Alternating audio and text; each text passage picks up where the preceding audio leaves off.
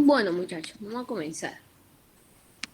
Bueno, primero que nada, un gusto. Mi nombre es Caterine. Yo voy a ser la docente que les va a dar hoy la clase de antibióticos. La idea de esto como tal, ustedes ya rindieron, ya probaron, es como hacer un repaso, pero hacerlo un poco más práctico.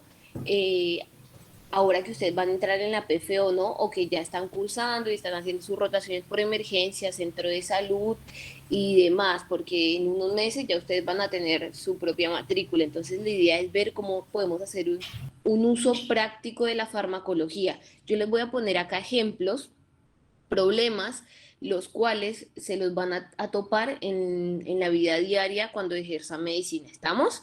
Pero antes de eso voy a hacer un repaso. Si voy muy rápido, si no me entienden o cualquier cosita, me paran, me preguntan, ¿sí? Comencemos. Siempre cuando se comienza un tema, se empieza con la definición, ¿no? Un antibiótico se va a definir como cualquier sustancia química producida por microorganismos que suprime el crecimiento de otros microorganismos. Y se define como un antimicrobiano una sustancia producida por microorganismos o también la que es sintetizada químicamente, que es capaz de que de inhibir e incluso de destruir a otros microorganismos. Entonces, como ustedes ven, la palabra correcta que nosotros tendríamos que hablar no sería antibiótico, sino antimicrobiano, pero bueno, es algo, uno siempre utiliza antibiótico. Hay diferentes tipos de clasificación. Nosotros podemos clasificar como, según los antibióticos, según el sitio de acción, ¿sí? Según si es bactericida o bacteriostático, que sería según su efecto, ¿sí? O según los microorganismos a los cuales va dirigido. Son las tres clasificaciones. En esta clasificación y en esta clase vamos a hablar según el sitio de acción, ¿bien? Pero para que ustedes sepan que existen otras formas de clasificar a los antimicrobianos y no significa que una sea mejor que la otra, ¿sí? Sino que en realidad se complementan para hacer una buena uso de los antimicrobianos. Bueno, vamos a comenzar con la clasificación según el mecanismo de acción o sitio de acción. Tenemos aquellos antimicrobianos los cuales me realizan la inhibición de la síntesis de la pared celular. Dentro de este grupo vamos a tener a los más grandes o los que más van a utilizar ustedes en un primer momento en atención primaria, que cuáles son los betalactámicos o los glucopéptidos. ¿Por qué? Porque esta familia se va a subdividir y después vamos a hablar un poco más de ella, ¿bien? Después tenemos todos aquellos los cuales me inhiben la síntesis proteica, ¿sí? Ustedes recuerden que la bacteria como tal tiene dos subunidades diferentes a la célula de nosotros, ¿sí? Tiene una subunidad ribosómica 30S y tenemos una subunidad ribosómica 50S. Entonces, los que me inhiben a los ribosomas 30S son los aminoglucósidos y las tetraciclinas, y los que me inhiben a la subunidad ribosómica 50S son ¿quién? Los macrólidos, las lincosaminas y el cloranfenicol. Bien. Después tenemos aquellos los cuales van al ADN, pero me hacen alteración en el metabolismo del ADN, que tenemos la rifampicina y las quinolonas. Y después tenemos los que propiamente dichos me hacen daño al ADN, como por ejemplo el metronidazol o la nitrofurantoína. Después tenemos aquellos los cuales alteran el metabolismo, que tenemos el trimetoprim-sulfometoxazol, que generalmente ustedes lo van a encontrar o en la jerga se va a hablar como Bactrin, recuerden ese nombre Bactrin, no es nada más que trimetoprim-sulfometoxazol, ¿bien? Y tenemos todos aquellos los cuales tienen alteración de la función de la membrana celular, que en este caso vamos a tener los No empezó antimicóticos. todavía, chicas. Aló, ¿sí? ¿Me escuchan? Sí, Sí, Ah, doctora. bueno, Sí, ya entonces, empezó. No, sí, había un compañero preguntando si había empezado. bien, bien. Entonces, les decía que teníamos también todos aquellos antimicrobianos los cuales me generan alteración en la función de la membrana celular, que son las antimicóticos, como la anfotericina B, la anistetina y los azoles, ¿sí? Entonces, recuerden, entonces, cuando ustedes vayan a estudiar y a repasar un poquito de los antimicrobianos, entonces divídanselos, ¿sí? Según el mecanismo de acción puede ser una, según si es bactericida o bacteriostático, o según el microorganismo a cual va a ir dirigido, ¿bien? Ahora, cuando yo les dije la segunda clasificación, si es bactericida o bacteriostático, hay que de pronto repasar y recordar un poquito qué es bactericida. Bactericida vendría a ser cualquier antimicrobiano el cual me genere ¿qué? La muerte bacteriana, la lisis. Entonces son los mejores. ¿Por qué? Porque van directo, chao, te matan al microorganismo. Por el contrario, los bacteriostáticos lo que me hacen es me bloquean el desarrollo y la multiplicación bacteriana, ¿sí? Muchas veces se utiliza como coadyuvante, ¿bien? Como para un tratamiento antiinfeccioso. Entonces, ejemplos de antimicrobianos bactericidas: beta-lactámicos, glucopéptidos, aminoglucósidos, quinolonas, rifampicina, isoniazida, ¿está? Bacteriostáticos: macrólidos, tetraciclinas, clindamicina, cloranfenicol, sulfonamidas y trimetropina. Bien, ahora, la otra clasificación que siempre le estaba hablando es según el espectro de actividad infecciosa. Tenemos espectro reducido, como quién, los glucopéptidos. Dentro de los glucopéptidos, ¿quién tenemos? La vancomicina. A ver, alguno que se acuerde a quién va dirigido la vancomicina. ¿Ninguno por ahí?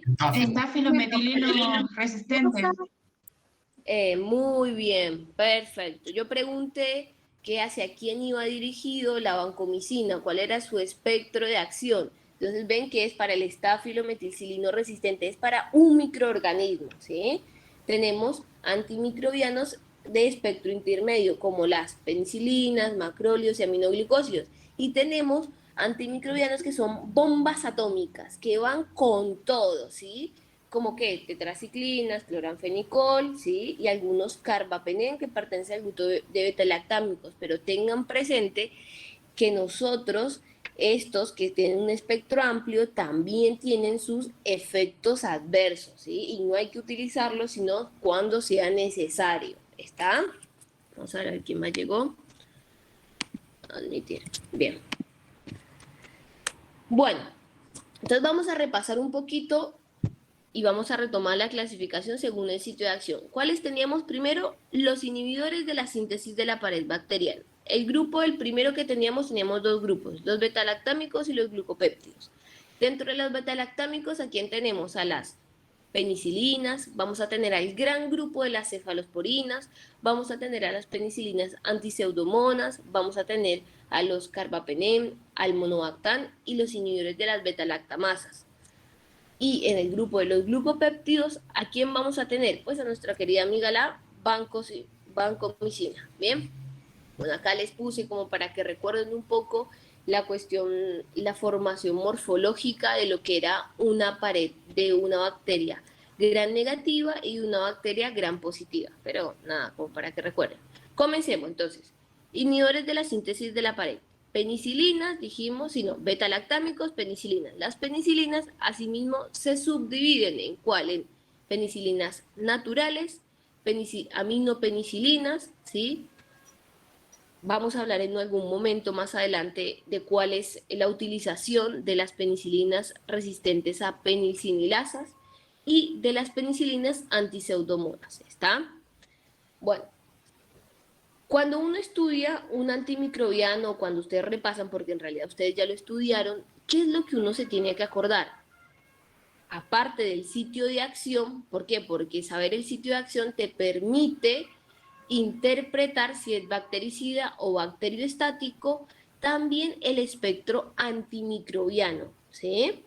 Entonces, habíamos dicho que los beta-lactámicos son un espectro intermedio, ¿tá? Entonces, las penicilinas naturales, chicos, van dirigidos para los cocos gram positivos, gram negativos, los bacilos gram positivos y algunos anaerobios no productores de beta-lactamasa, ¿está? Después teníamos las aminopenicilinas, que las aminopenicilinas, ¿cuáles son? La amoxicilina y la ampicilina, que son las que ustedes más van a utilizar en la práctica médica ahora cuando salgan recién recibidos en la atención primaria, ¿sí? Estos tienen un espectro un poco más amplio y tienen un espectro mejorado para bacterias gram negativas. Y a las aminopenicilinas le agregamos ¿quién? A Haemophilus influenzae, ¿sí? Y algunas enterobacterias, ¿está? Después tenemos las penicilinas antiseudomonas, que por su nombre mismo lo dice, me sirve para tratar ¿quién? A las pseudomonas, ¿sí? También tenemos algunas klebsielas por ahí, pero generalmente a las pseudomonas.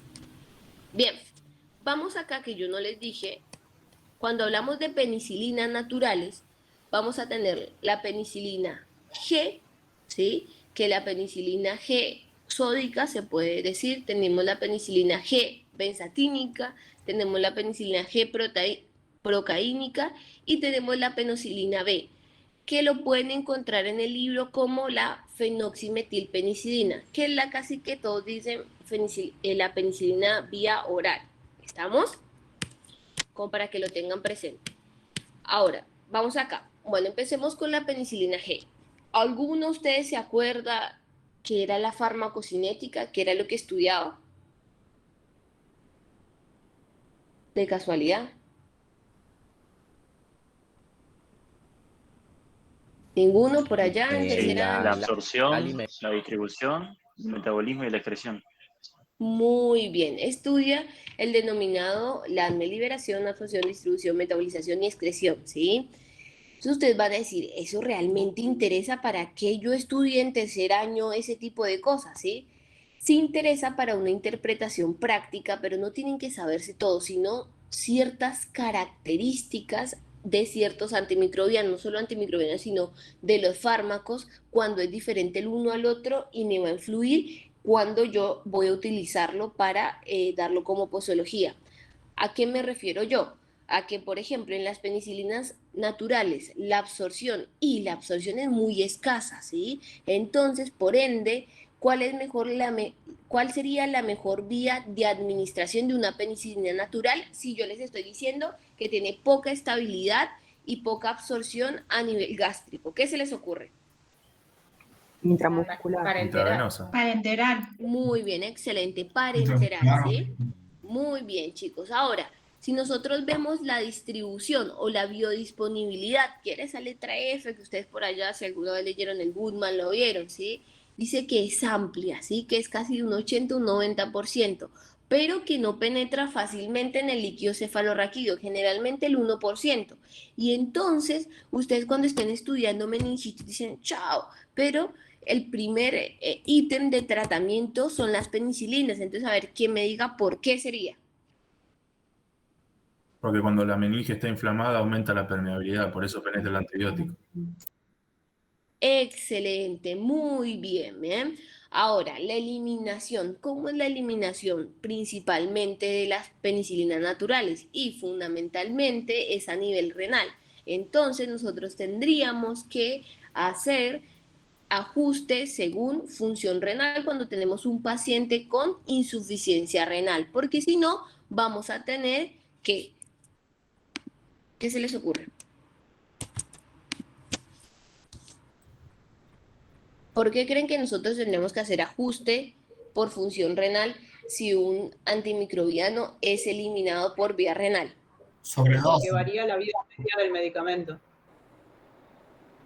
En realidad, porque sí, dicen características, pero a lo que quiero llegar, de pronto no fui muy específica en la Porque pregunta. disminuye la eliminación. Entonces queda más. Claro, y al disminuir la eliminación, cuando aumenta la tenemos concentración. Si te cae la y esa concentración glomerular, te va a aumentar la concentración del fármaco en sangre. Por tanto, la ventana terapéutica va a ser más grande. Y el efecto puede ser ya tóxico a nivel celular. Por lo tanto, tienes que bajar la dosis para mantener una ventana terapéutica adecuada por debajo de la dosis de tal 50. Exactamente, muy bien, excelente, muy bien. No sé quién habló ahí, pues no estoy viendo, pero bueno, excelente, es eso. Entonces, eso, chicos, es lo que ustedes tienen que interpretar en realidad cuando estudian, porque sí, es un garrón no sentarse a estudiar, leer y esto para qué me sirve. Piénsenlo de esa forma práctica, las cosas diferentes de no solo los antimicrobianos, sino cuando ustedes necesitan saber 25 fármacos, con 25 fármacos se llaman los principales antihipertensivos, ¿sí? Que manejen muy bien los antibióticos porque lo van a utilizar muy bien, ¿sí? Generalmente, con que manejen eso, esas dos cositas tienen que ser sus caballitos de batalla para cuando salgan a la práctica, ¿bien? Bueno, sigamos hablando de las penicilinas naturales. ¿Dónde teníamos las penicilinas G? Tenemos la penicilina G sódica o potásica, que la vía de administración es endovenosa o intramuscular, que la duración del efecto es aproximadamente 3 horas. Y tenemos la penicilina G procaínica o benzatínica, que la vía de administración es intramuscular, ¿sí? Y que vendría a ser su vida media es de 26 días. Entonces acá seguro alguamente todos lo estudiaron cuando rindieron clínica. ¿Para qué es VEDET el tratamiento con la penicilina benzatínica? La sífilis. Sífilis. Excelente, muy bien chicos, muy bien, para la sífilis. Bien, bueno, entonces yo acá les empiezo a poner un poquito porque me gusta que empiecen a saber de terapéutica, porque yo lo que veo cuando los veo en el hospital es que me dicen, bueno, y tengo que darle, no sé, penicilina o claritro, demás, y no se sabe en la posología. Entonces practiquen mucho la posología, ¿está? ¿Cuánto se da penicilina sódica? Bien, o penicilina G. En adultos podemos dar de 2, ¿sí? A 2, no, acá me equivoqué en el 24, ¿sí? A 2.4 millones de unidades internacionales, ¿sí? Y eso se puede dar cada 4, cada 6 horas, ¿bien? De la procaína benzatínica vamos a tener desde 600 a 1200 unidades internacionales y el límite máximo es 2.400.000 unidades internacionales. Si estuviéramos en un examen con Balaban, le encantaría preguntar, bueno, ¿y entonces por qué se define una unidad internacional? ¿Alguno sabe?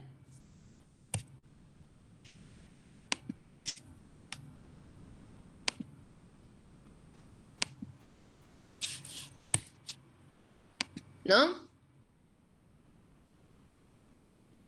¿Ninguno?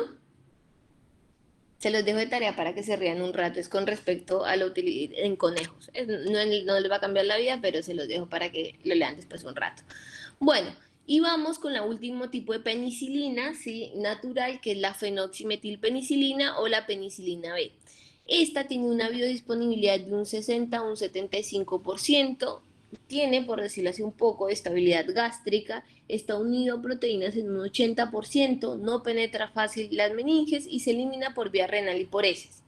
Algo muy importante que quiero que entiendan, cuando ustedes estén en el centro de salud y den fenoximetilpenicilina, van a ver que la forma de presentación va a ser un comprimido que va a decir 250 o 500 miligramos. Entonces ustedes van a decir, bueno, pero me mintieron porque en fármaco me hablaron de unidades internacionales. Entonces, cuando ustedes vean el comprimido de 250, va a tener 500 unidades internacionales. Y cuando ustedes vean el comprimido de 500 miligramos, eso va a representar 1.000.000 de unidades internacionales. ¿Entendido? La benzatínica la fenoximetilpenicilina tiene una presentación en jarabe que es pediátrica. ¿De cuánto es la posología de esa?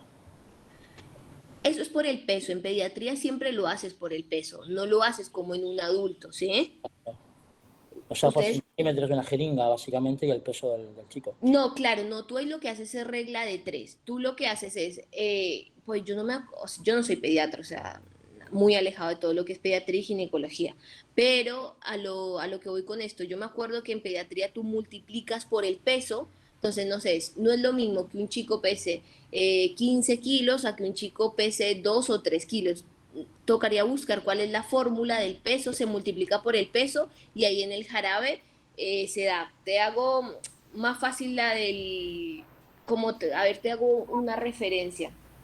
Por el Perdón, ibuprofeno, va a depender, 4%, ¿no? Y el 4% y lo multiplicas eso, el peso del chico. Pero esa es la por del 4, ibuprofeno, si no estoy Claro. mala, del 2 y del 4%. Perdón, pero si es en jarabe, lo que va a depender es del porcentaje de fármaco que tiene la solución del jarabe y a partir de ahí se tiene que hacer la relación de la regla de 3 simple para poder sacarla en relación al peso del paciente.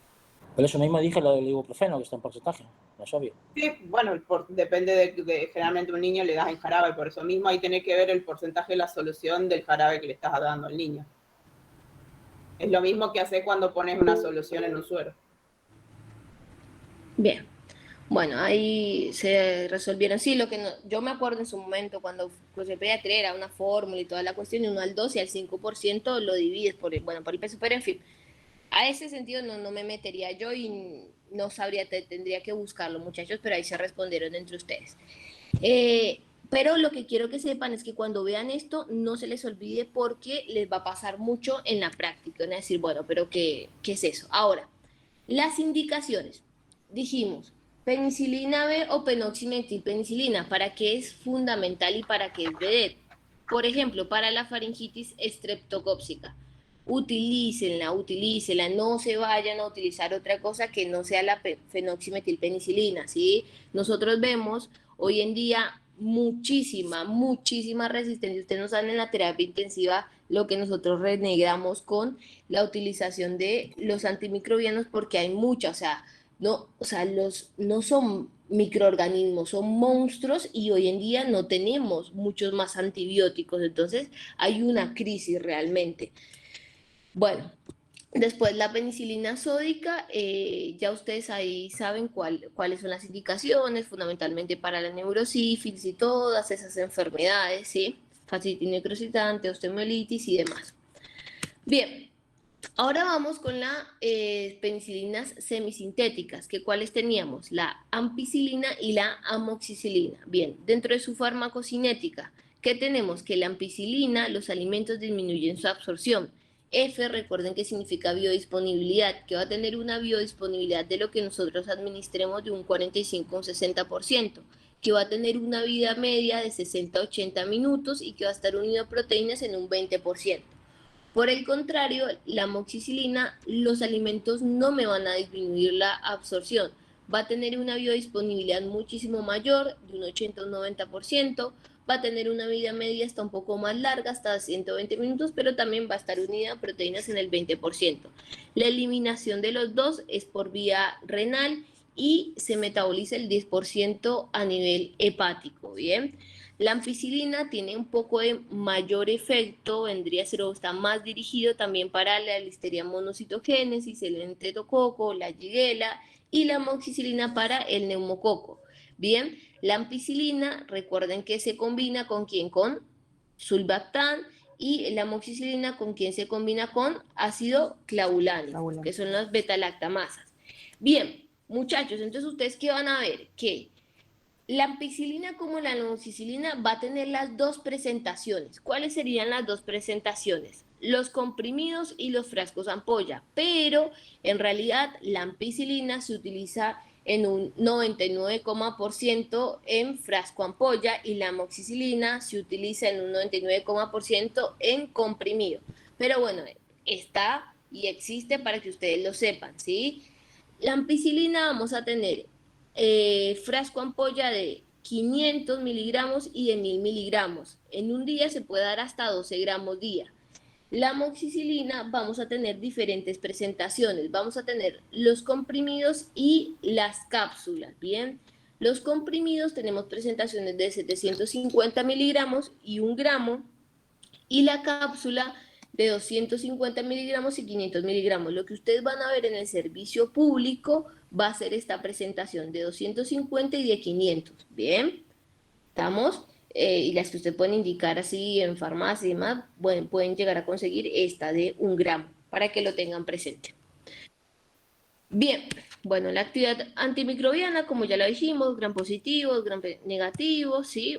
Bueno, un poco las indicaciones por acá, la amoxicilina, fundamentalmente para el tratamiento oral de infecciones bacterianas de vía aérea superior y vía inferior, se puede también para infecciones urinarias, no es el primero en el escalón de la infección urinaria, ¿no?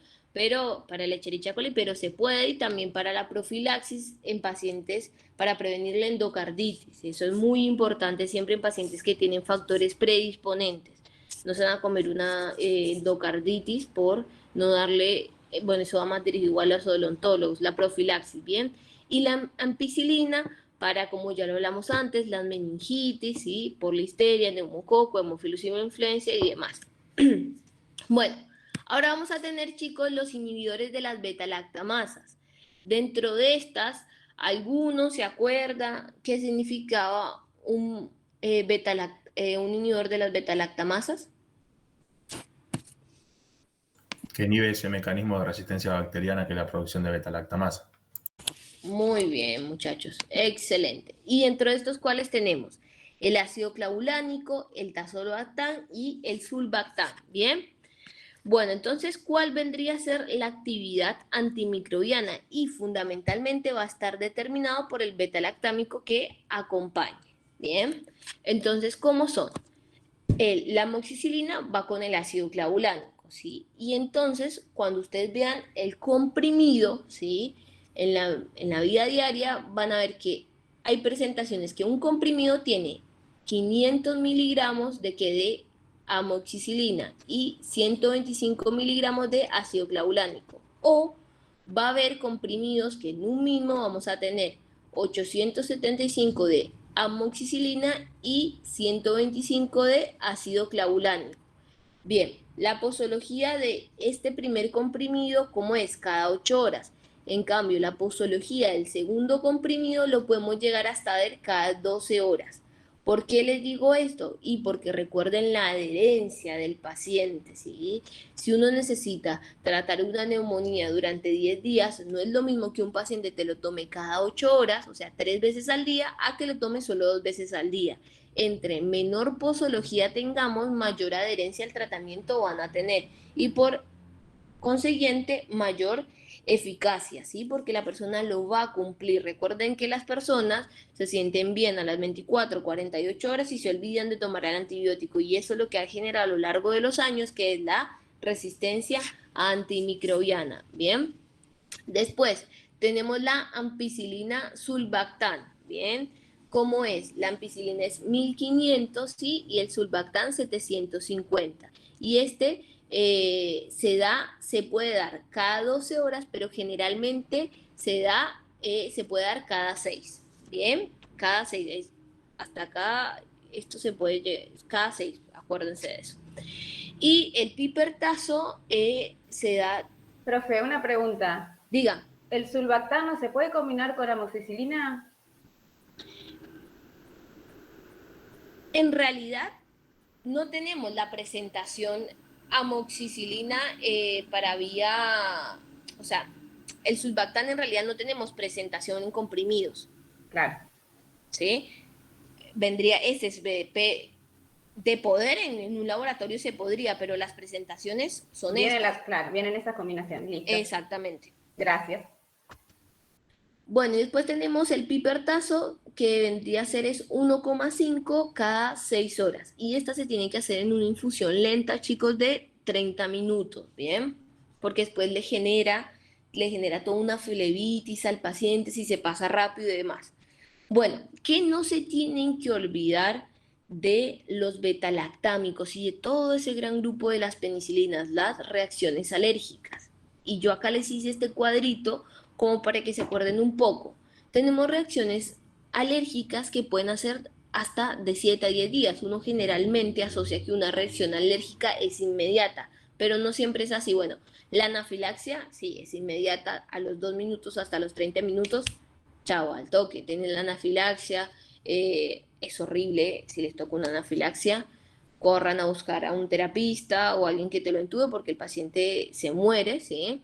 La acelerada, que es en menos de 72 horas, que tenemos rinitis, broncoespasmo o angioedema. Dense cuenta cómo el angioedema se puede presentar hasta casi 3 días después, que uno pensaría que el angioedema tendría que ser una reacción inmediata. Después tenemos la reacción tardía, que es después de los 3 días, que tenemos el exantema, la urticaria, las petequias. Y tenemos, bueno, enfermedades del suero, que son un poco más raras, 0,5% más o menos. Y tenemos urticaria, poliartralgia, linfadenopatías o alguna eosinofilia. Bien, a ver, ay, no me deja ver acá, les ponía las foticos, pero bueno.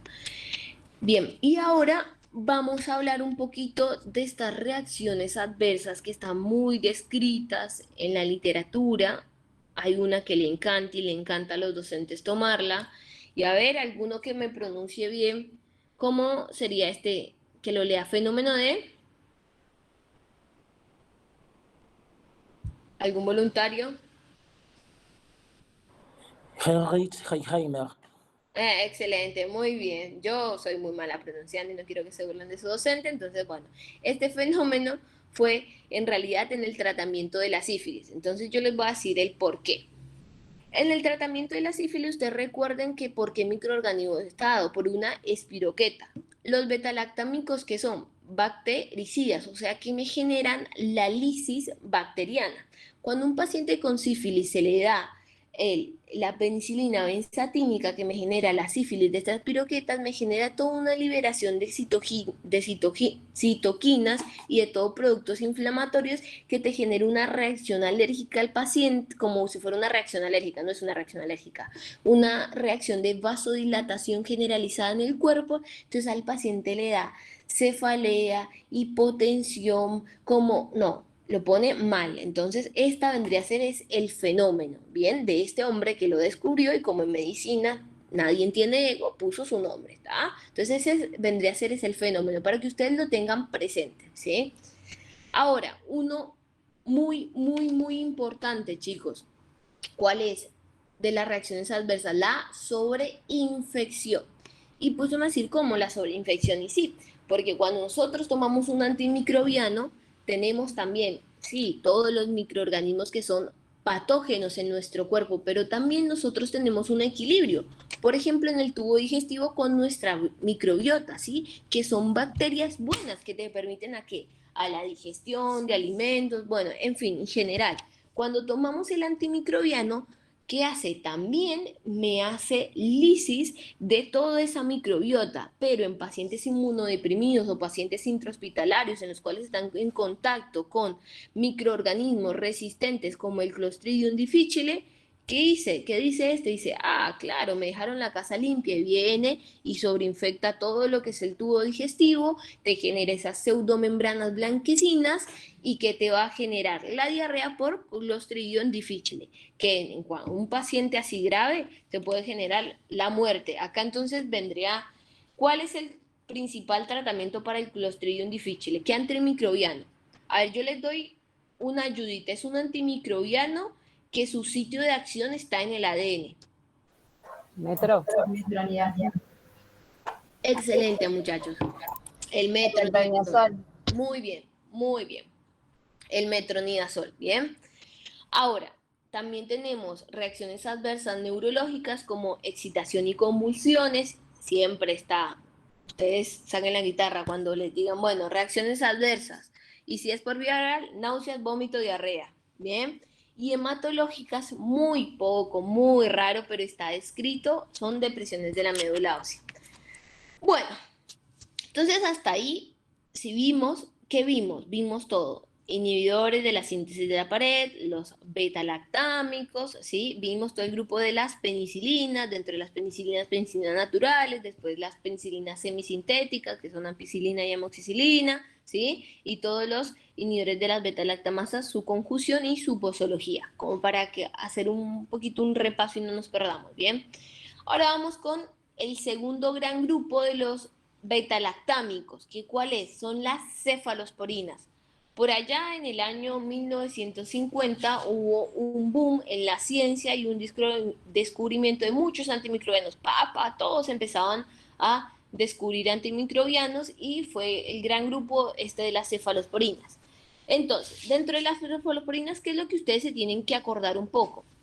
Que las cefalosporinas de generación tipo 1 van dirigidas fundamentalmente, vean este cuadrito de la parte lateral, tienen poco efecto para los gram negativos, pero gran efecto contra los gram positivos. Y así va disminuyendo y cambiando su espectro. Para cuando nosotros estemos en cefalosporinas de quinta generación, ¿sí? Vamos a tener gran efecto antimicrobiano para bacterias gram negativas y poco efecto para gram positivas.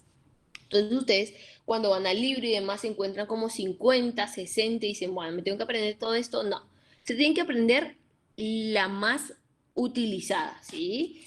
Con que se tengan la más utilizada, una por vía oral y otra por vía parenteral, ya están. Más que eso no se tienen que aprender. Comencemos con la generación 1, vía oral. ¿Cuál es la que sí o sí no se pueden dejar de aprender? La cefalexina, ¿bien? La cefalexina, ¿cómo se da? 500 miligramos cada 6 horas. ¿Tá? Vía parenteral de las cefalosporinas de primera generación. ¿Cuál se tiene que dar? La cefazolina. ¿Cómo se da? 1 gramo cada 8 horas. ¿Está? De segunda generación. ¿cuál es la que se da o cuál es la que más se utiliza? El cefaclor. ¿Cómo se da? Fácil, también 500 cada 6 horas. Bien. Vía parenteral, ¿cuál tenemos? La cefuroxima. ¿Cómo se da? Un gramo cada 12 horas. Bien. Tercera generación, se utiliza la vía oral y si tú me preguntas, poco y nada se utiliza, ¿sí? La que más se utiliza de la tercera generación es la vía parenteral. ¿Y cuál tenemos? La ceftriaxona, la cefotaxima, la ceftazidima y la cefoperazona. Estos chicos que yo les puse acá, asterisco, también son cefalosporinas antiseudomonas, que es muy importante, ¿sí? Si no este año, ustedes ya se presentarían a la residencia el año que viene, si el próximo año cuando se presentan a la residencia, si algunos eligen clínica o lo que sea, lo van a utilizar bastante, ¿bien? Y dentro de la vía parenteral tenemos el cefepime y tenemos la quinta generación, que es el ceftobiprol, ¿bien? Que el ceftobiprol vendría a ser para antimicrobianos resistentes ¿a quién?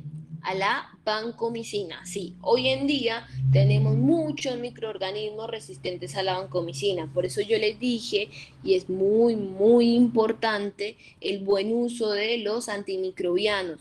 No se dejen llevar. Por ejemplo, acá el compañero que habló de los pediatras, que seguramente ustedes lo vieron en el cursado y demás, pero lo van a censar más a carne propia ahora que estén haciendo las guardias. La connotación de las madres, que es cuando llevan un hijo por una faringitis, que ustedes saben que el 80% son virales, y vienen y te dicen, bueno, y no le va a dar antibiótico, y se quieren ir con el antibiótico. Y no, señor, hay que tomarse el tiempo y explicarle por qué no se le da el antibiótico, porque eso está generando, aunque uno no lo crea, un montón de resistencia.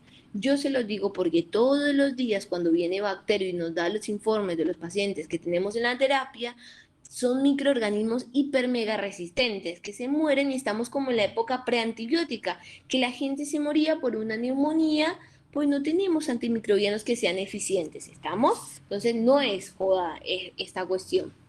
Bien, entonces cada uno si pone su granito de arena, se puede de pronto ver un cambio. Hay que ser un poco positivo. Bueno, entre las reacciones adversas de las cefalosporinas tenemos reacciones cruzadas con las penicilinas un 20%. ¿A qué me refiero con esto? A que podemos tener anafilaxia, broncoespasmo, urticaria, erupciones, ¿sí? Múculopapulares. Bien, ahora, esta reacción adversa la tienen que saber. Sí o sí la tienen que saber por cultura general, porque son estudiantes de medicina, son médicos, y porque le tienen que decir a la gente también que no consuma alcohol cuando tome algún tipo de medicamentos, especialmente antimicrobianos. Pero entonces yo acá les voy a decir que solo la reacción adversa con la intolerancia al alcohol es con las cefalosporinas, ¿sí? De segunda o tercera generación, y con el metronidazol, no con todos los antimicrobianos. Pero ustedes en la práctica clínica no le digan a la gente, no, solo con la cefalosporina y el metronidazol. Y no, porque la gente nunca tiene un uso prudencial y se puede por otros fenómenos generar algún efecto adverso, ¿sí? Y van a decir, no, el médico me dijo que yo podía tomar alcohol y antimicrobianos, ¿bien? Una pregunta con respecto a la reacción alérgica. ¿Eso es casi común que se dé, por ejemplo, en las cefalosporinas? Porque yo he bebido alcohol tomando céfalos y no me ha pasado nada. Pero y bueno, tuviste con suerte, pero no significa que no te pueda dar. Nunca me ha pasado nada, lo he dicho más de una vez. Creo que tenía mucha suerte entonces. Claro, no quiere decir que uno vaya y juegue y tentes al destino. Estás como el caso del que me tomó merca ahora que vino intoxicada y no creía, salió y volvió a ver si era verdad. Claro, no se hacen ese tipo de cosas. Por eso preguntaba si eran todos los pacientes o gente que no. Sí, capaz, no sé si la dosis de alcohol ha sido tanto para saturar, ahora que la mía ha sido muy poca. Para saturar los mecanismos. Porque ustedes, a ver, ¿cuál es el mecanismo por el cual se genera esta intoxicación? Vendría a ser. ¿Ustedes se acuerdan el sistema citocromo de la célula hepática, ¿no? Sí, para. que les voy a explicar a los chicos para que empiecen a recordar. Nosotros teníamos el alcohol, ¿sí? Una enzima que era el alcohol deshidrogenasa y se convertía en acetaldehído. Y después nosotros teníamos la enzima acetaldehído deshidrogenasa, que después ese acetaldehído me lo entraba al ciclo de Krebs y me generaba la metabolización. ¿Qué es lo que pasa con las cefalosporinas o el metronidazol? Que ellos van a ocupar y van, por decirlo, ocupar a cuál enzima, ¿ah? Al acetaldehído deshidrogenasa. Entonces, cuando uno consume alcohol, ¿qué va a pasar? No se va a metabolizar, ¿bien? Va a llegar hasta acetaldehído hasta acetaldehído. Entonces, ese acetaldehído se va a ir concentrando y te va a generar ese efecto adverso, ¿bien? Entonces, es por eso que no se puede combinar que las cefalosporinas o el metronidazol con el alcohol. ¿Estamos? Ese vendría a ser el mecanismo fisiopatológico. Muchas gracias por la respuesta. No, por favor.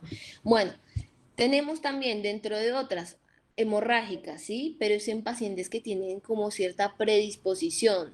Podemos tener trombocitopenia, hipopotaminemia y demás.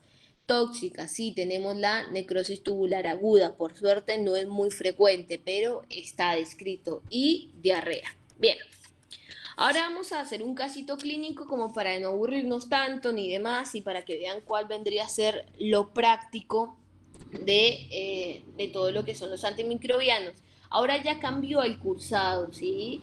Generalmente ustedes les van a hacer un examen a final de que cursen la PFO y ahora creo que ya lo cambiaron y es vía oral, pero en su momento nosotros teníamos el examen de fármaco aparte y antes de que se volviera vía oral teníamos el examen escrito que se hacía con todas las disciplinas y se hacía una cosa así como para que ustedes lo tengan presente. Juan Pablo, ¿qué es lo que van a tener en la vida diaria también? O sea, no es nada del otro mundo. Juan Pablo es un paciente varón de 70 años de edad. Consulta al centro de salud por un cuadro de tos con expectoración, mucopurulenta y fiebre de 48 horas de evolución. En el examen físico, el paciente está vigil, desorientado globalmente, se constata una frecuencia cardíaca de 110, regular, una temperatura de 38.7, una frecuencia respiratoria de 30, una tensión arterial de 120/60 y estertores crepitantes en la base del hemitórax derecho.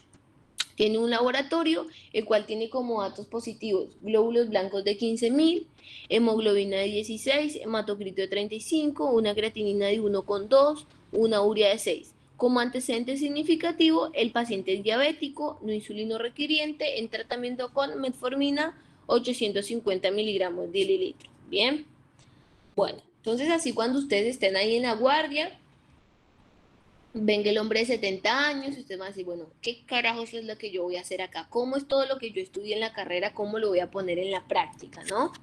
Bueno, lo primero que les van a enseñar ahora en la PFO y todo, y para que ustedes se organicen, es hacerse una lista de problemas. Es como cuando ustedes allá en tercer año estudiaron la historia clínica orientada al problema, que si aquí uno se tenía que poner una lista para organizarse, sí, es útil, muchachos, y es muy útil. Bien, porque uno tiene que saber clasificar y no irse por las ramas cuando estás al frente del paciente y cuando estás al frente del caso clínico, cuando van a estar al frente del examen, ¿sí? Entonces, ¿qué es lo que me preguntan y qué es lo que yo tengo que resolver para esto? O sea, ¿qué sería un problema? A ver, alguno que me vaya diciendo qué le parece que sería un problema en esto. La edad. La edad, porque sería un factor de riesgo. Muy bien. ¿Qué más? La diabetes. La diabetes. Excelente. La diabetes. ¿Qué más? El laboratorio tiene 15.000 blancos. La fiebre. Expectoración purulenta. Uno dijo purulenta por allá. ¿Qué dijiste? Dije el laboratorio, que tiene 15.000 blancos. Te puede ayudar exactamente. La fiebre de Para 48 interpretar horas el de caso. evolución. La auscultación. Todos los Eso. signos vitales. Crepitante. La desorientación también. Sí, eso es muy bien. Excelente. Los Imagínate, el interruptores viejito está crepitantes. totalmente desorientado y era un viejito autoválido, vigil. ¿Y qué onda? Acá ahora, ¿qué está pasando con este hombre? Te lo trae la hija y mi papá está así. Bien, ¿qué más? A ver, vamos. La fiebre. Excelente. Tiene Muy todos bien. los signos vitales afectados. O los signos vitales básicos que aparecen ahí. Tiene aumento en la frecuencia respiratoria. Ajá, Los bueno, estertores, crepitantes también. La urea. Bueno, entonces, yo acá hice como, así lo vamos bien. Entonces, lista de problemas, 70 años, como les haya el compañero, porque es un problema y porque es un factor de riesgo. Siempre los extremos de la vida son jodidos, ¿sí? El adulto mayor se te deshidrata fácil y se te muere rápido, igual que el niño. O sea, como que eso siempre hay que tenerlo presente. La fiebre, 48 horas de evolución, imagínense una persona con fiebre 2 días, ¿sí? El estado neurológico, que está desorientado globalmente en tiempo y espacio, que está taquipnéico, taquicárdico, que tiene estertores crepitantes. Eso es muy importante porque es un signo clínico de qué enfermedad. A ver. Neumonía. Excelente, muy bien. De neumonía, ¿sí? Y es diabético no insulino requiriente. Entonces, en pocas palabras, chicos, ¿qué tiene este paciente? Una neumonía. Neumonía de la Una comunidad. neumonía. Bien, bien, es exacto. Entonces, este paciente tiene una neumonía. Entonces, yo me tengo que centrar en tratar a este paciente, ¿sí? Entonces, bueno, para eso existen, bueno, pero antes, porque como descargué esto del correo, no me vino con la animación y lo ven todos. Entonces, ¿ustedes qué harían con este paciente? ¿Qué es lo primero que ustedes se preguntan después de que hacen el interrogatorio y pidieron el laboratorio, en la guardia y demás? ¿Qué hacen? ¿Le dan el antibiótico, lo mandan a su casa o lo internan? Se Interna, porque tiene 70. Hay que evaluar si hay que internar o no. Cumple parte del criterio de internación y también de los CRUP Claro, tiene criterio 65. de internación. Es el CRUP A pesar de 65. que la TA está normal, relativamente normal, y la urea también, pero cumple Pero parte tiene del 70 años y criterio. desorientado, no lo mandás a la casa. Se interna. Se interna. Bueno, lo que ya más dijeron todos ahí, más o menos, para eso, para esas decisiones, ¿sí? Existen, vendría a ser estándares que, o sea, como score, no me salía la palabra esta, score, ¿sí? Para ver porque también en dónde se interna, en dónde se la general o se va a terapia, ¿sí? En el caso de la neumonía tenemos el CURP 65, que ¿qué es? La C de confusión, ¿sí? Que evaluamos el estado neurológico, la U de urea, ¿sí? La R de la respiración, la B de la presión y la edad mayor a 65. ¿Qué quiero decir con esto? Que le damos un punto a cada una de estas características. Entonces, el paciente, si está desorientado, se le da un punto. ¿Este paciente está desorientado? Sí. Bien. La urea tiene que ser mayor a 7 milimol para darle un punto. ¿Cuánto tiene el hombre? 6. O sea que no le da. Ahí está la limpia. Bien. Tercero, las respiraciones, ¿bien? ¿Cuánto tiene? 30. ¿Y el hombre cuánto? 38. 38 tiene el paciente. 30, no 30. 30 primero. Bueno, 30, ahí, listo, un punto, yo le di el punto, vamos. La presión arterial sistólica menor a 90 o la diastólica menor a 65. La metadiastólica está baja. Acá, bien. Entonces cumple, bien.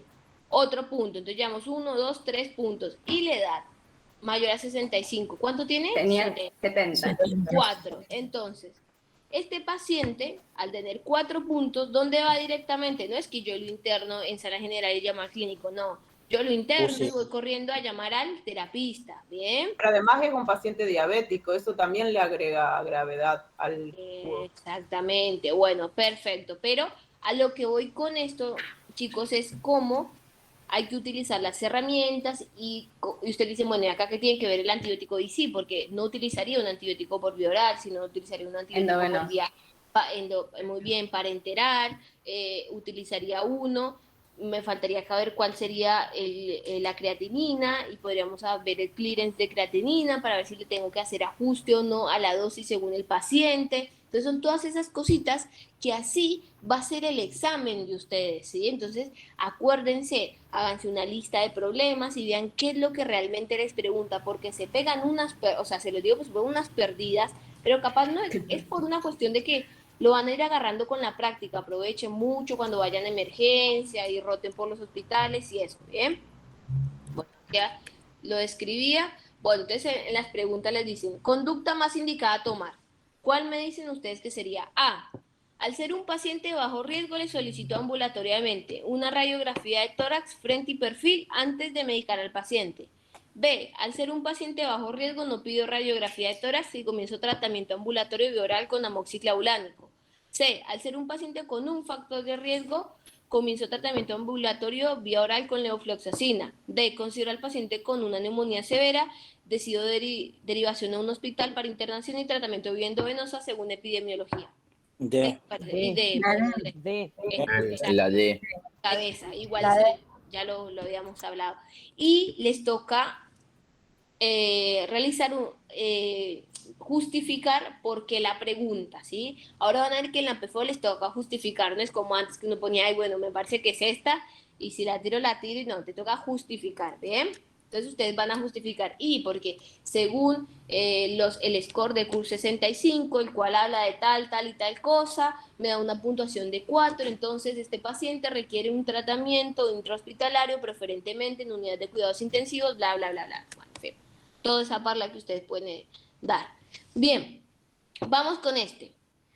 María es una paciente de 28 años, que es traída a la guardia por sus amigas por presentar un episodio de síncope, acompañada de náuseas, vómito, sudoración profunda, enrojecimiento facial. Al examen físico, la paciente está vigil, orientada globalmente, con una tensión arterial de 80-50, una frecuencia cardíaca de 80, una frecuencia respiratoria de 18, una temperatura de 37.2, buena entrada lateral de aire, sin ruidos agregados, ruidos hidroaéreos positivos, abdomen blando, depresible, indoloro, sin signos de irritación peritoneal.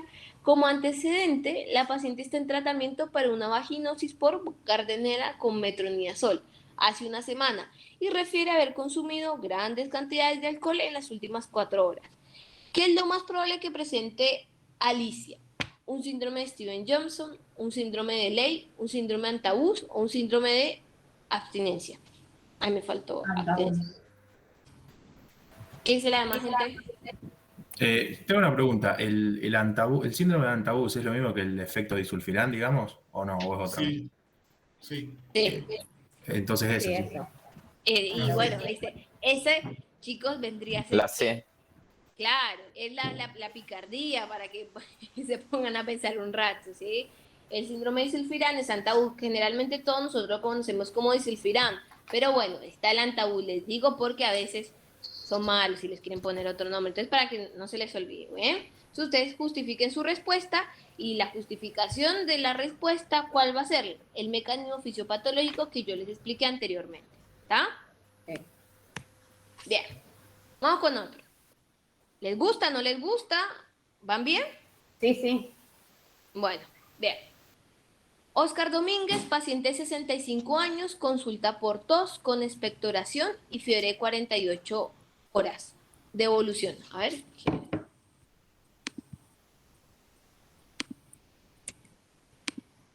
Bien. Entonces, dijimos paciente de 65 años, viene por tos, expectoración y fiebre de 48 horas de evolución. Al examen físico que constatamos, que tiene 100 latidos por minuto, una temperatura de 38.7, una frecuencia respiratoria de 20, una tensión arterial de 120-70, estertores crepitantes en base del campo pulmonar derecho. Como antecedente refiere cardiopatía chagásica en estudio por una probable arritmia, motivo por el cual está medicado con amiodarona. Bien. Usted sospecha neumonía adquirida de la comunidad, por lo cual A. Esperaría el resultado de la RX antes de medicar al paciente. B. Iniciaría el tratamiento con levofloxacina. C. No utilizaría levofloxacina, en su lugar utilizaría claritromicina. D. Comenzaría con el tratamiento con amoxicilina clavulánica. Y justifique el por qué. A ver, ¿qué me dicen ustedes?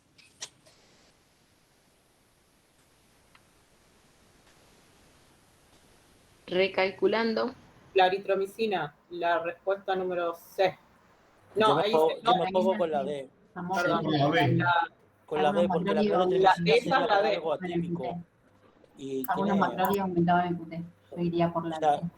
para usar Claritro esperaría un poco la raíz, para no tener un tramado broncovascular. Vamos, uno, no se pongan el uno, a ver. Habla tú primero y después los otros chicos que digan el por qué, si esto es para esto, a ver. Te ¿Yo? escuchamos. Yo digo Sí. a pesar de que tiene más de 65 años, o sea, está cumpliendo con un criterio por lo menos del Scrub, 65, la edad está normal, no está el laboratorio acá, así que no puedo discriminar si está la urea normal y la creatinina y todas las cosas.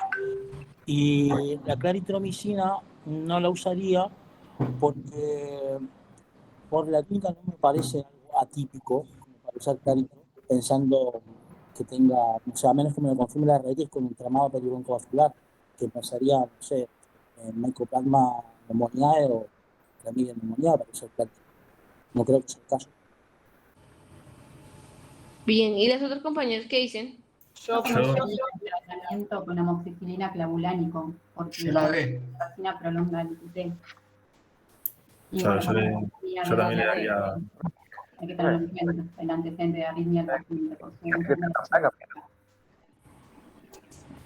¿Qué dijo el otro chico? Para diagnosticar neumonía, ¿no hay que tener la placa primero? No. Para hacer el diagnóstico. El diagnóstico de neumonía es clínico. Clínico. Y eso que se te acuerda en la cabeza, porque no es solo pregunta, ese examen es pregunta de examen de residencia. Cuando ustedes estén rindiendo el único, esa pregunta la preguntan todos los años. Que si se necesita la radiografía o no, para no. El diagnóstico de neumonía es clínico, no se necesita una radiografía. ¿Ah? Para que no se te olvide. Suele haber esa confusión. Ok, gracias. Bien, dale. Bueno, entonces todos se dieron por la de comenzaría el tratamiento con amoxicilina clavulánico. Entonces, pensemos, imagínense al viejito, está con tos, expectoración, fiebre, ¿sí? Está ahí con la frecuencia cardíaca, cuando tiene la fiebre, no está taquipnéico y no está hipotenso, ¿sí? Es un paciente que podríamos nosotros probar con amoxicilina clavulánico. A lo que va esta pregunta es en realidad que lo que yo no tengo que dar es todos aquellos medicamentos los cuales me prolonguen el QT, ¿sí? Como la claritromicina, ¿bien? O muchas veces, a veces también la levofloxacina también te puede hacer prolongación del QT, ¿bien? Entonces eso es lo que quiero que como que saquen de esta pregunta. También le agregaría que cuando estén en el examen, antitérmicos, pues la gente da el antibiótico, el pobre viejito con fiebre, ¿bien? Importante, chicos. Lean ustedes la dipirona. Recuerden que la dipirona da aplasia medular. Es muy frecuente, no es tan frecuente, pero te lo van a preguntar. Entonces existen otros antitérmicos, como cuáles antitérmicos. Aunque el ibuprofeno, sí, no es tan buen antitérmico, mejor antiinflamatorio, pero bueno. Pero el paracetamol o también en su llegado caso el diclofenac, por más de que sea más AINES, también se puede utilizar como antitérmico. Pero en el examen no pongan dipirona de primero porque no les gusta mucho la dipirona por el efecto de la aplasia medular. ¿Estamos? Pero ustedes van a ver que en la práctica va a ser dipi para todo mismo. Igual en general las quinolonas están contraindicadas junto con el uso de la amiodarona, junto con la clarita. En general. Bueno. Una pregunta, perdón. Diga. En el caso que este paciente haya tenido un antecedente previo, más allá de que esté estable y que esté bien a pesar de la neumonía, y haya tenido un caso previo de neumonía ya medicado, ¿se pasaría la claritromicina? Que haya tenido una neumonía o que haya tenido una reacción adversa. ¿Cómo, perdón? Que haya tenido una neumonía o que haya tenido una reacción. Que haya tenido un antecedente de neumonía. No pasa nada. No pasa nada, no, porque puede ser en otra época, pueden ser, estas se toman como neumonías de la comunidad, no como neumonías intrahospitalarias ni nada por el estilo. La claritro se utiliza cuando también empezamos un macrólido en un paciente que es alérgico, ¿sí? No porque haya tenido una neumonía antes. Bien. ¿Está? Bien, gracias. Bien, a ver, vamos con este y vamos a decir, queda este y los carbapenem. Bueno, el último casito clínico es así, paciente, 61 años, diabético, Curso internación en UTI, ¿sí? En un diagnóstico por un absceso cerebral no quirúrgico, o sea que no se puede drenar, secundario de sinusitis. O en inmunodeprimido, olvídate.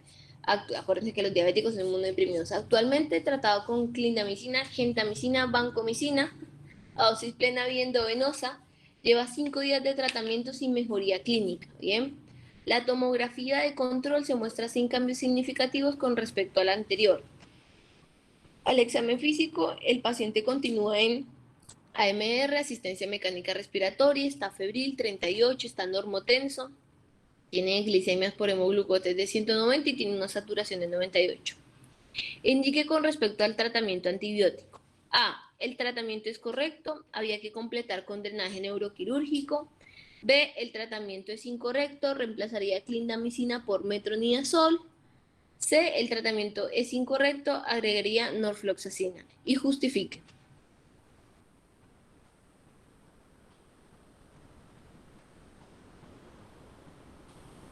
¿Qué les parece?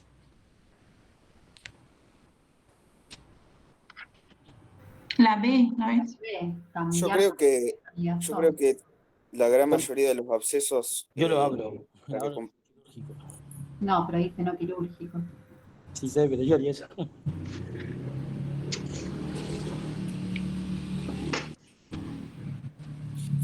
Los abscesos no son la gran mayoría quirúrgicos, ya que si no los drenás, el antibiótico no penetra. Bueno, pero acá te dice el caso que no, aquí el caso clínico es no quirúrgico. No quirúrgico, ¿por qué podría ser, chicos? Porque el lugar donde está, capaz los neurocirujanos no llegan. Sí, te estoy dando un ejemplo que pasa un montón.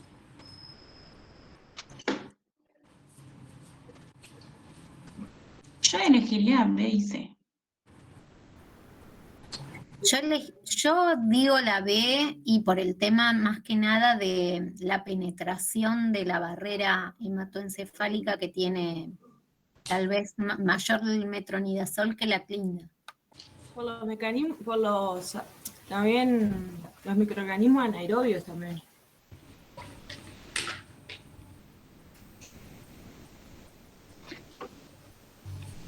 Sí, igual los dos cubren anaerobios, clinda y metro. Bueno, sí, pero... Sí, pero la clinda no llega al líquido cefalorraquídeo. Claro, por eso elegiría la B y la C.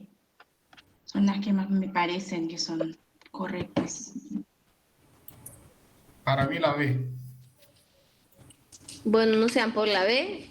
Sí, la B. ¿Y otros sean por la C o qué? Yo voy por la B. Yo también.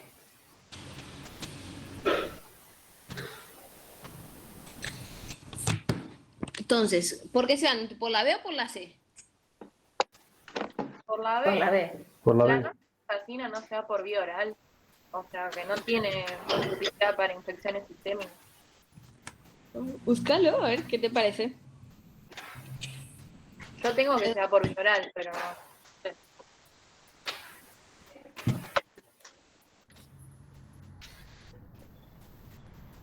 Bueno, chicos, la respuesta correcta es la B, ¿está? Bien. Reemplazaría la clinda por metronidazol. En este caso, que ya está jugado con el paciente diabético, utilizas el metronidazol, ¿bien?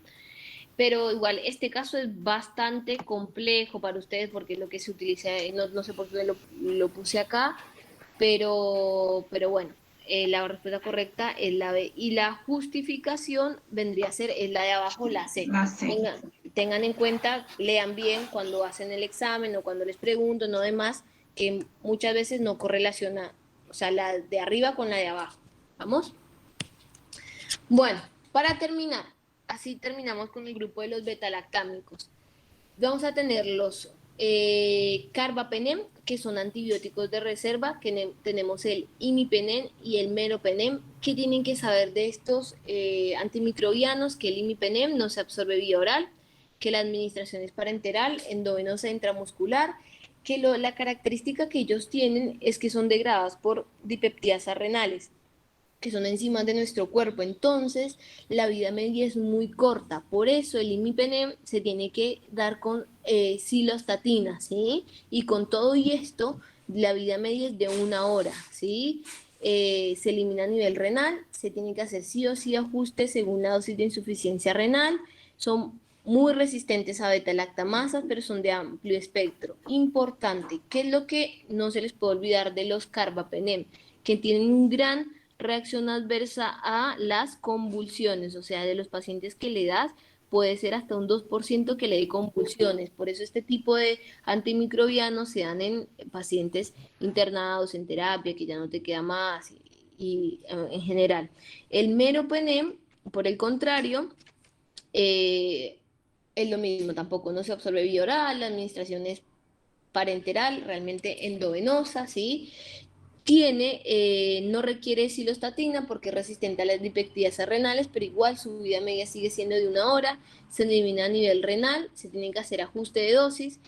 Cuando yo digo que la vida media es de 1 hora, este tipo de antimicrobianos se dan por bomba de infusión continua, ¿sí? ¿Qué significa bomba de infusión continua? Que constantemente te está dando el antimicrobiano, una gotita cada tantos segundos, ¿sí? Para que lo tengan presente. Y después, bien, son muy resistentes a beta-lactamasa, son de amplio espectro, tienen menos efecto de las convulsiones y tienen, bueno, la hipersensibilidad a beta-lactámicos. La dosis endovenosa puede ser de 500 cada 6 a 8 horas. El límite en infecciones graves son 4 gramos día y la administración tiene que ser lenta. ¿tá? Y el ertapenem se administra una sola dosis diaria. Está el frasco ampolla de 1 gramo, pero ¿qué es lo malo del ertapenem? A ver, ¿qué se les ocurre? Y que no tiene efectos a las convulsiones, no te da convulsiones. A ver. Alguno que se le ocurre, pero eso es más de calle. ¿Por qué no se utiliza el ertapenem? Porque es caro. Muy bien, perfecto. El bolsillo del servicio público es muy raro que lo pueda pagar, ¿está? Una ampolla, creo que ahora actualmente debe estar alrededor de los 80.000 pesos. Y un paciente que tiene un tratamiento por 10 días, no, es muy caro, ¿bien? Para que lo sepan. Bueno, vamos acá. Bueno, dentro de los monobactam tenemos también el Astronam, que es compuesto beta-lactámico monocíclico. Tenemos el espectro para gram negativos anaerobios, ¿sí? Es resistente a muchas beta-lactamasas, la administración es parenteral, endovenosa intramuscular y se elimina a nivel renal, ¿sí? Tiene mínimas reacciones cruzadas con los beta-lactámicos y también dentro de los efectos adversos más comunes tenemos náusea, vómito, rascuchano y febritis, ¿bien? La vida es endovenosa o intramuscular y la dosis es de 0,5 a 1 gramo cada 12 horas. Bueno, ahora vamos con fundamentalmente esta que quiero que sí hablemos, que es la vancomicina, ¿sí?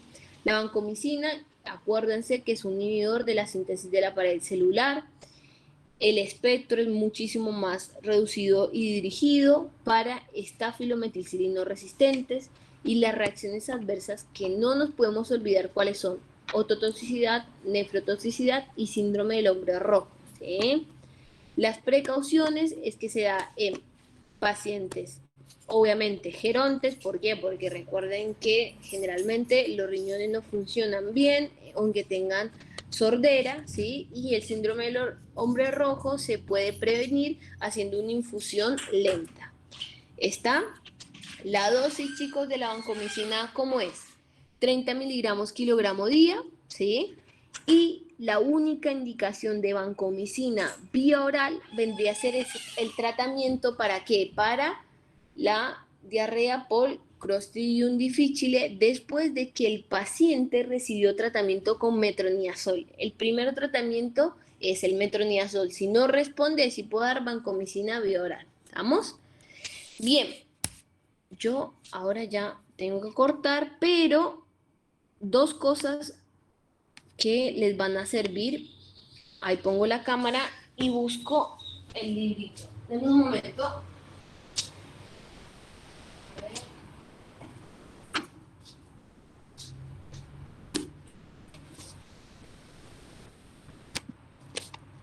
¿Ahí me ven? ¿Sí? Sí. Bueno, Dos cosas que tienen que tener para que sean lo mejor en la PF o en la residencia y demás. No me hacen propaganda, no me pagan por esto ni nada por el estilo, por las dudas. Que es un formulario terapéutico, ¿sí? Que son todas las drogas que se utilizan aquí en la Argentina y ustedes adentro van a ver, por ejemplo, el nombre genérico, cómo es la vía de administración y cómo se da, ¿está? Y también en la parte posterior hasta te dice los precios y es de bolsillo. Esto sale 600 pesos, chicos, 2 cervezas hoy en día, así que no pueden no tenerlo, ¿está? Así que, y original, ahí van a Córdoba, lo compran, o sea, no se les olvide, ¿bien? Y para el que no le gustan los libros y demás, se van a bajar ahora todos, van a buscar la app y se la van a bajar, que es de la SATI, que es la mejor app, se llama Antibiotic App. A ver si la ven ahí. Sí.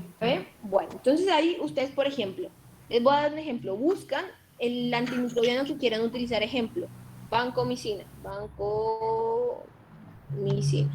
Bien.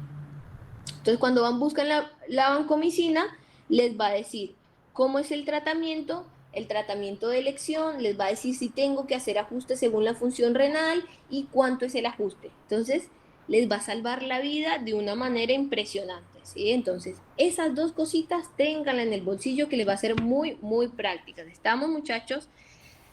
Esto es un repaso, ustedes ya vieron antibióticos, ya rindieron, ya están a punto de ser médicos. La única cosa que me queda por decirlo, utilicen bien los antimicrobianos, hagan un uso adecuado, porque estamos viendo en serio muchísima resistencia, ¿está?